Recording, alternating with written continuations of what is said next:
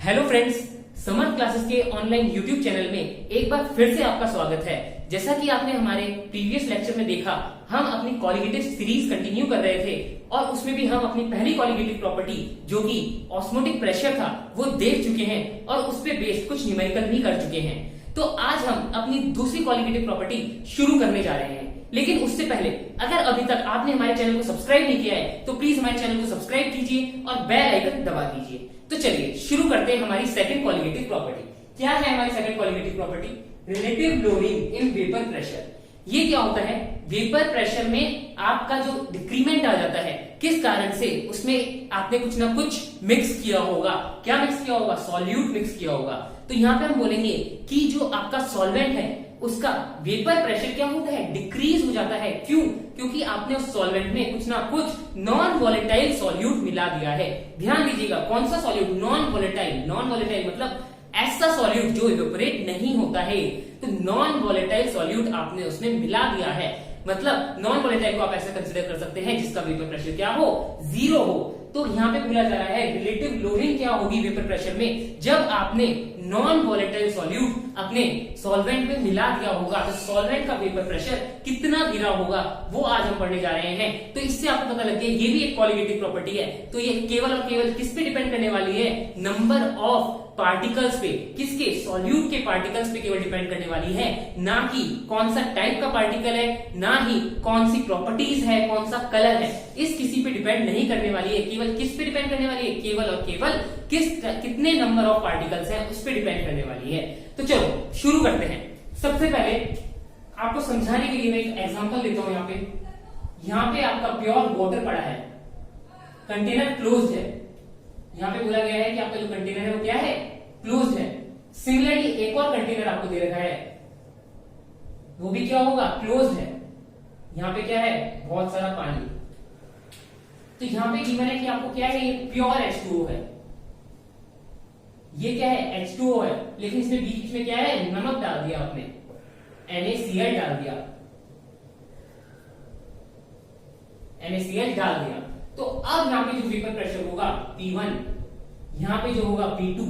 तो ये बोलता है आपका जो relative loading in vapour pressure जो बोलता है वो ये बोलता है कि जो P1 है आपका वो क्या होने वाला है? बड़ा होने वाला है P2 से। क्यों? क्योंकि जो ये आपके सॉल्यूट है, जो आपके ये क्या है? NaCl के पार्टिकल्स हैं, ये जो पार्टिकल्स हैं इन्होंने कुछ ना कुछ प्रेशर गिरा दिया होगा H2O का। अब ये क्यों हुआ होगा इसका रीजन समझिए। रीजन क्या है इसका? अब देखिए जो ये पार्टिकल्स हैं, ऐसे ही पार्टिकल आपके कुछ ना कुछ सरफेस पे भी होंगे। किस पे होंगे? जो आपका ऊपरी सरफेस है, लेयर है, टॉप मोस्ट लेयर है वाटर की, वहां पे भी होंगे। तो इसने क्या किया? इसने रिड्यूस कर दिया आपका सरफेस एरिया, रिड्यूस कर दिया। क्या कर दिया? Surface area.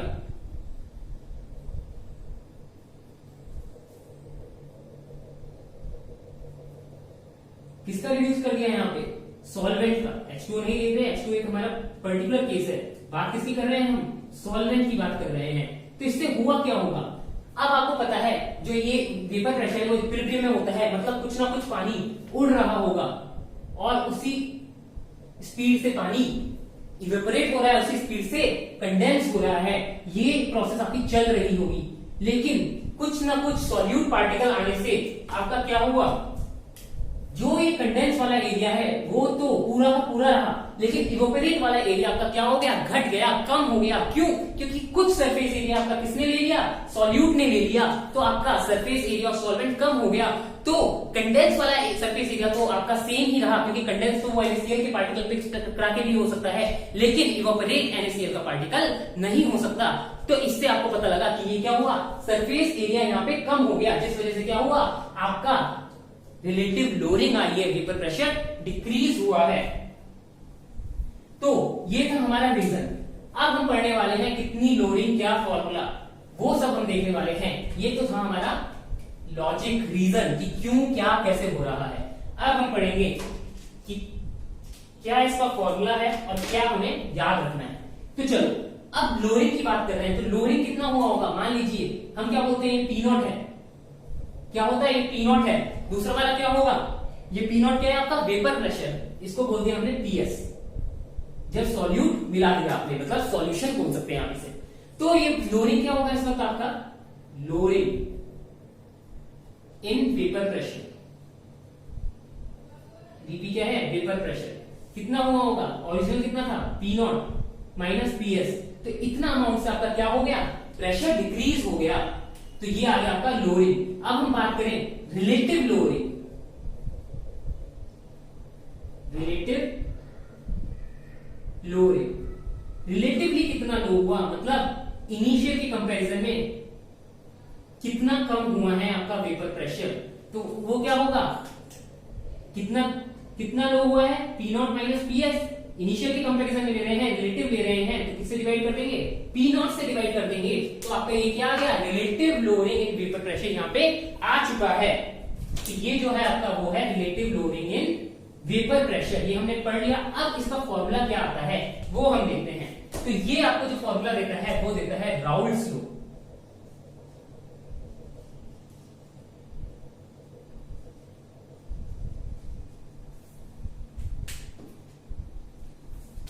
ये क्या है, राउल्ट्स लॉ तो आपने पढ़ा है, लेकिन इसके लिए राउल्ट्स लॉ फॉर सॉल्यूशन, किस टाइप के सॉल्यूशन का, कंटेनिंग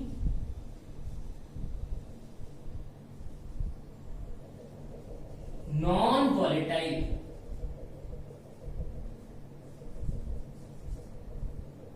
क्या है, सॉल्यूट है। नॉन वॉलेटाइल क्या है, सॉल्यूट। आप राउल्ट्स लॉ पहले पढ़ चुके हैं, तो आपको पता है ये क्या आने वाला है, ये बराबर आने वाला है आपका किसके, मोल फ्रैक्शन के। किसके मोल फ्रैक्शन के आने वाला है, मोल फ्रैक्शन ऑफ सॉल्यूट के। तो इसको हम क्या लिख सकते हैं, x solute.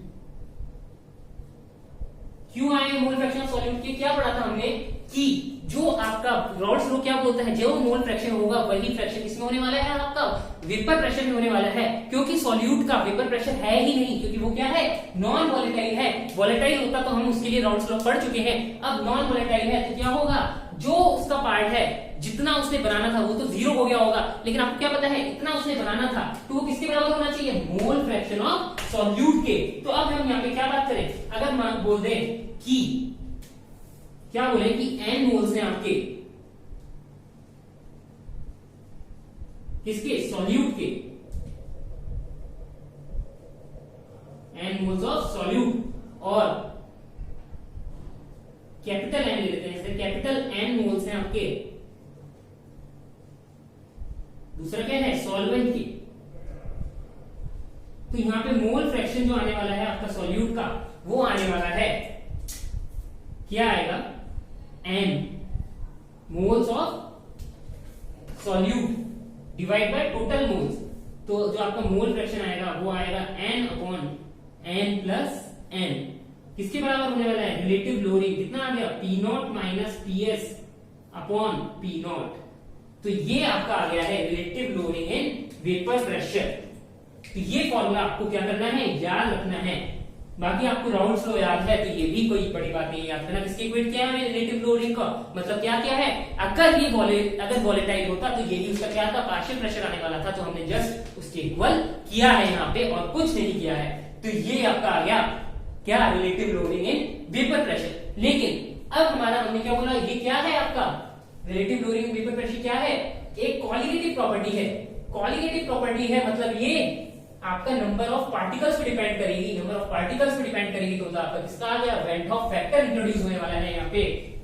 Went of factor यहाँ पे इंट्रोड्यूस होने वाला है। वेंट ऑफ फैक्टर का भी यहाँ पे कुछ ना कुछ रोल आने वाला है, इसलिए हमने वेंट ऑफ फैक्टर पढ़ा था, क्योंकि वेंट ऑफ फैक्टर हर एक क्वालिटेटिव प्रॉपर्टी में आपका आने वाला है। तो चलो अब हम मानते हैं कि हमारा जो सॉल्यूट है,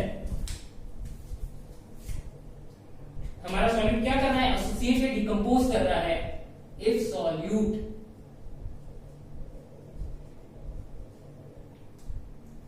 एसोसिएट, या तो क्या करे, दो मॉलिक्यूल ऑफ सॉल्यूट मिलके क्या कर रहा है, एक बना रहा है, या तीन मिलके एक बना रहा है, मतलब क्या कर रहे हैं, नंबर कम कर रहे हैं। एसोसिएट हो रहा है या फिर क्या हो रहा है, डिसोसिएट हो रहा है। अगर आपका सॉल्यूट एसोसिएट या डिसोसिएट हो रहा है तो क्या होने वाला है, तो तो हम क्या करें, अब यहाँ पे केवल सॉल्यूट एसोसिएट या डिसोसिएट हो रहा है, तो आप क्या करेंगे, यहाँ पे मान लीजिए आई है, अब आपको वेक्टर फैक्टर तो निकालना पड़ेगा, वो मैं आपको सिखा चुका हूं। तो आई आपका आने वाला है, तो सिंपली पता होना चाहिए क्या आ जाएगा आपका, मोल्स ऑफ सॉल्यूट क्या आ जाएगा इस केस में, IN। आपको वेंट ऑफ फैक्टर दे दिया है, तो ये क्या आ जाएगा, IN आ जाएगा।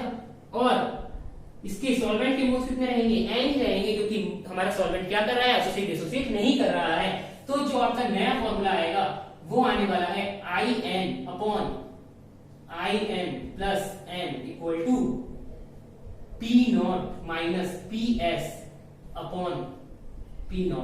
तो ये जो फाइनल फॉर्मूला है यही आपको याद रखना है। इसमें हो चाहे एसोसिएट करे ना करे, डिसोसिएट करे ना करे, हर केस सॉल्व हो जाएगा। उसमें आई की वैल्यू क्या हो जाएगी, एसोसिएट डिसोसिएट नहीं हो रहा है तो आई की वैल्यू आपकी होने वाली है 1। तो आप यही फॉर्मूला याद करें, और इसमें और पहले वाले में ज्यादा अंतर नहीं है, क्योंकि आपको मैं वेंट ऑफ फैक्टर पढ़ा चुका हूं। तो ये वाला फॉर्मूला आपको याद रखना है। सारी टर्म्स टर्मिनोलॉजीज में यहाँ पे लिख रहा हूं। आई क्या है आपका, आई क्या है, went of factor.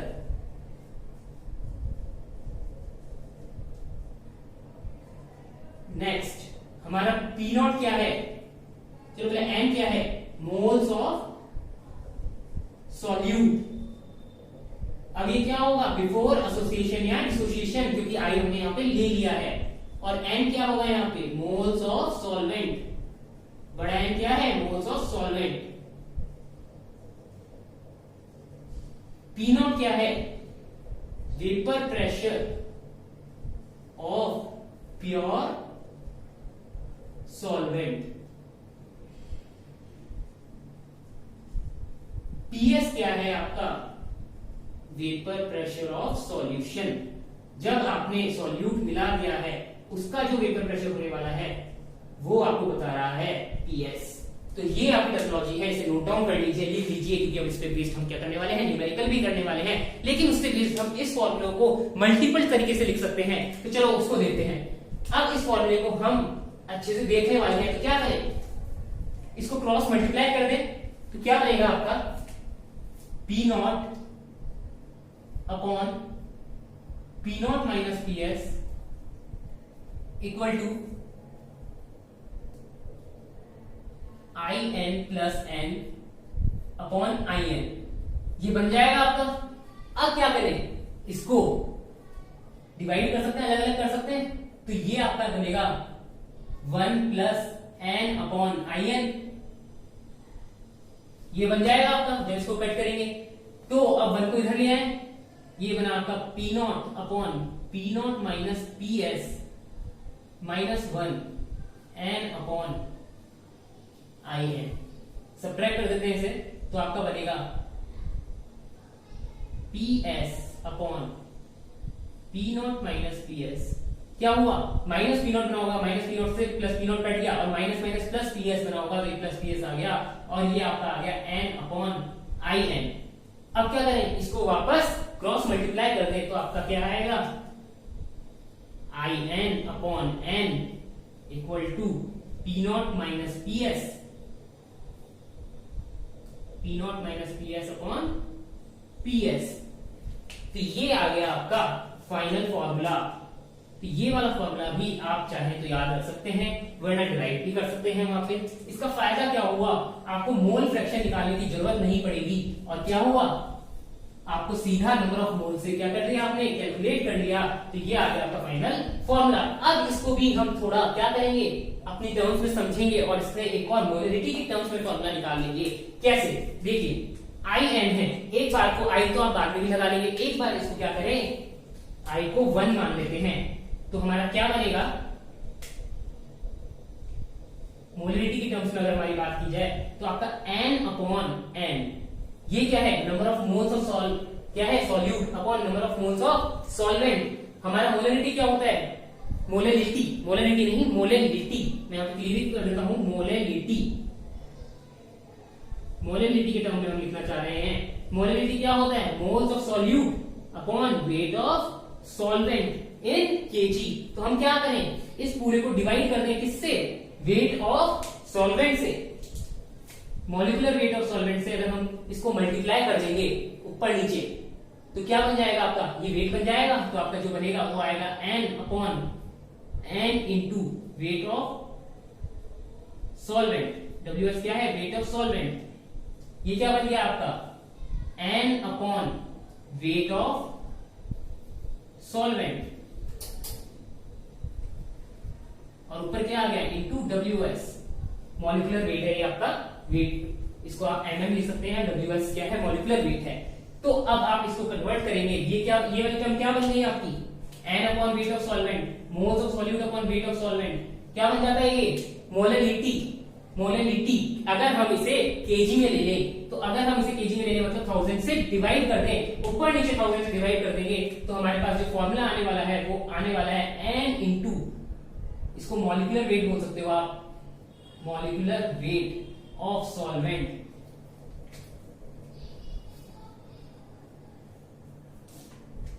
Molecular weight of solvent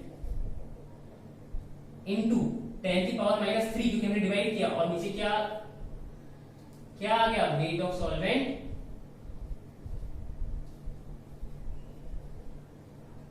into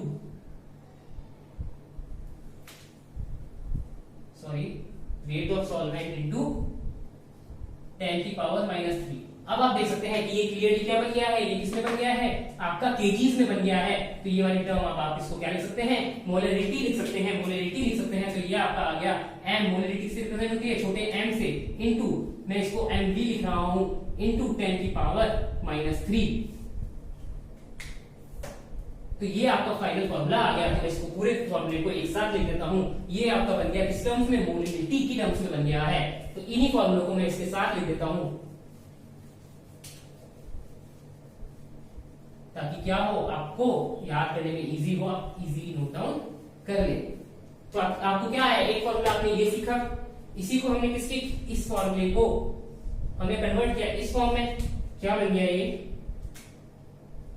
IN upon capital N equal to P0 minus PS upon PS। तो ये बन गया, और इसको आपने किसके इक्वेट किया, molarity into molecular weight of solvent into 10 की पावर -3। तो ये रब कर दूं मैं, तो ये आपके दो फॉर्मूले यहां पे निकल के आते हैं। अब आपको मोलरिटी दी हो तो आप उससे भी सॉल्व कर सकते हैं, और मोल फ्रैक्शन दिया हो तो उससे भी यहां पे क्या कर सकते हैं, सॉल्व कर सकते हैं।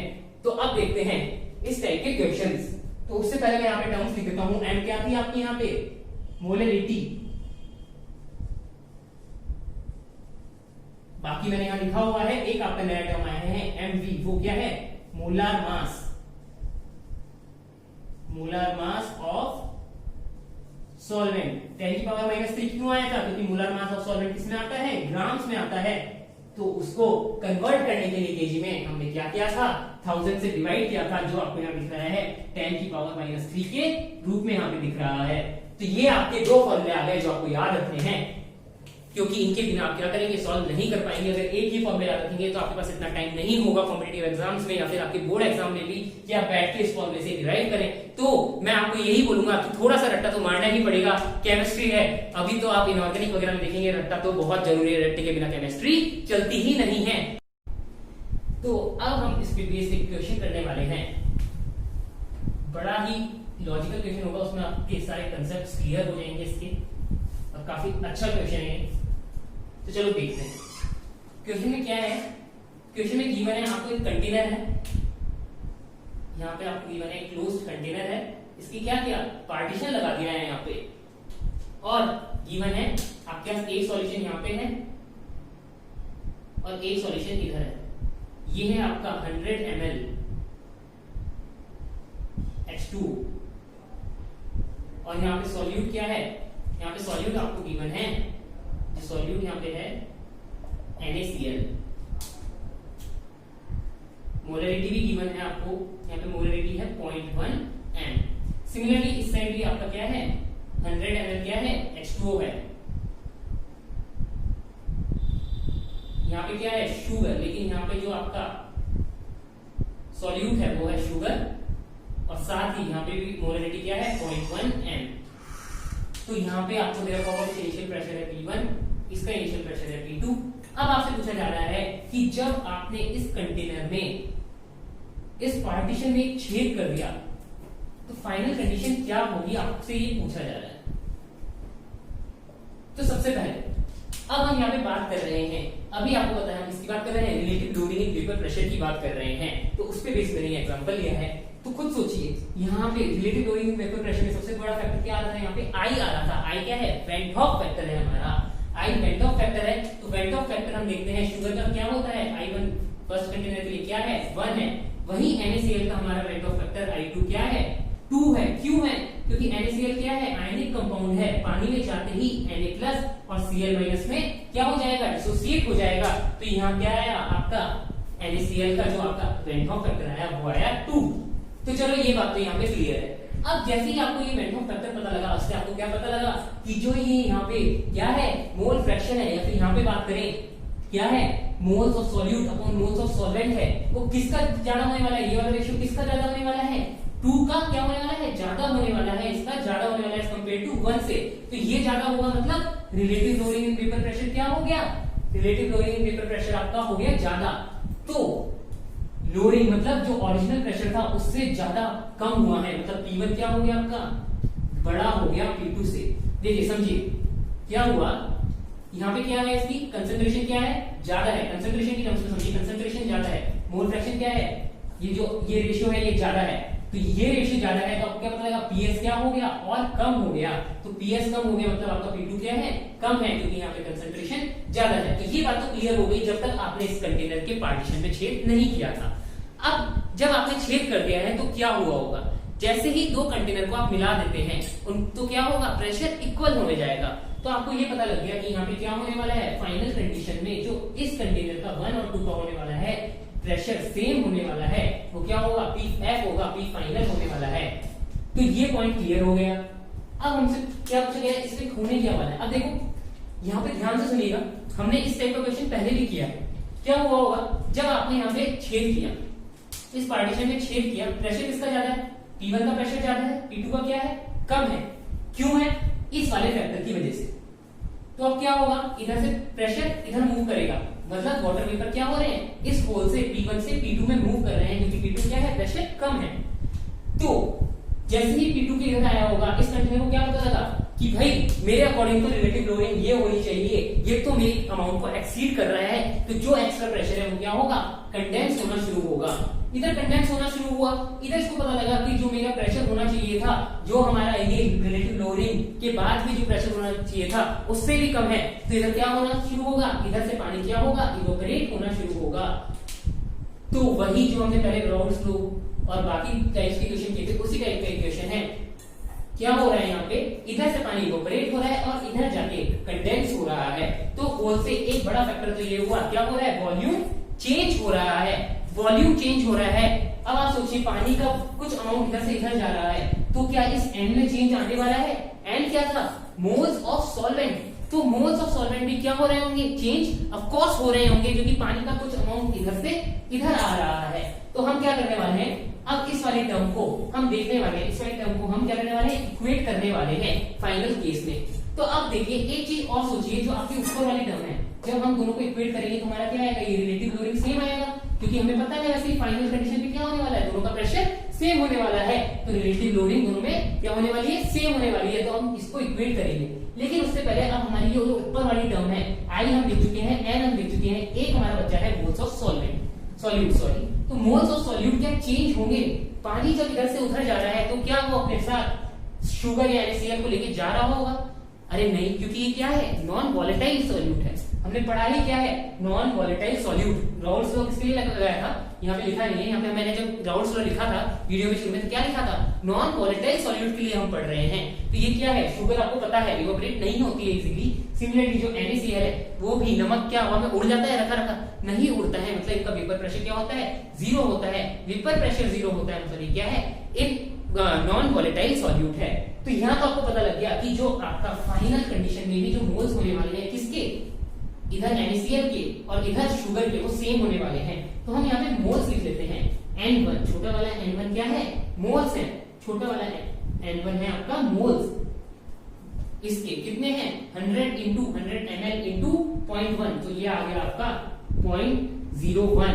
किसके मोल्स आ गए शुगर के। NaCl वाले कंटेनर में बात करें तो N2 क्या होगा कितने हैं 0.1 इंटू 0.1, क्यों 100 ml कितना लीटर होता है 0.1 लीटर। लेकिन यहाँ पे एक और चीज है रेट ऑफ फैक्टर 2, जिस वजह से हमारा रिलेटिव क्लोरीन में फर्क पड़ रहा था, तो यहाँ पे आ गया आपका 0.02। तो यहाँ पे N1 N2 आपको पता लग गए, N2 आपका आ गया 0.02 आ गया। तो अब ये तो आपका कांस्टेंट रहने वाला है, यहाँ पे आयन की वैल्यू मैंने क्या की है निकाल ली है। तो यहाँ पे मैं क्या कर रहा हूं basically I1 N1 upon N1 equal to I2 N2 upon N2, ये इक्वेट कर रहा हूं मैं, क्योंकि ये हमारे क्या पता है ये वाली टर्म जब आपने होल कर दिया वो इक्वल होने वाली है। तो लेकिन अब यहाँ पे क्या हुआ है N1 तो आपका चेंज हुआ होगा, ये कांस्टेंट है, तो N1 में क्या चेंज हुआ होगा। अब आप देखिए हम मोल्स की जगह पानी के वेट में डील करने वाले हैं। पानी में वेट के डील करने के लिए क्या होता है आपको पता है 100 ml वाटर है तो कितना वेट होने वाला है इसका 100 ग्राम ही वेट होने वाला है सॉल्वेंट का। क्यों वाटर की डेंसिटी क्या होती है 1 ग्राम पर ml।